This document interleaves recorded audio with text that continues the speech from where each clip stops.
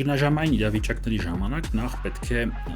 գնել այնպիսի արժեթղթեր, ակտիվներ ամենակարևորը, որոնք որ առողջ են ֆինանսապես։ Այսինքն, եթե տնտեսական անկում է նկատվում, ռեցեսիա կա, դրա համար արժեթղթերի շուկան ընկել,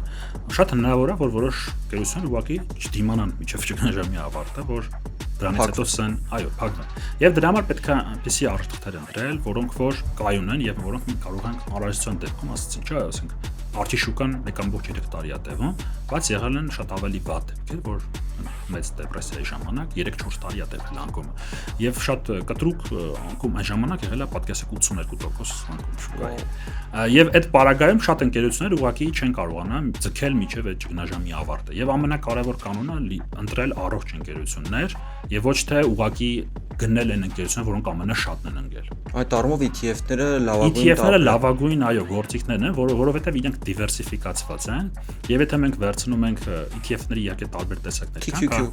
կան broad market ETF-ներ, այսինքն լայն շուկան արտահայտող ETF-ներ, դրանք ամենաստաբիլն են, եւ կան ETF-ներ, որոնք կոնկրետ ինչ-որ սեկտորի վրա են ուղղված, օրինակ semiconductors, օրինակ energy, այո, կամ էներգետիկ ոլորտի, կամ tech ոլորտի, այդ ETF-ները մի քիչ ավելի ռիսկ են, բայց բոլոր դեպքերում, քանի որ ETF-ը ինքն իր էությամբ արդեն դիվերսիֆիկացված է, այդտեղ հավանականությունը, որ բոլոր ընկերությունները միաժամանակ կսնանկանան, 0% է մոտավորապես, կամ մոտ է դրա։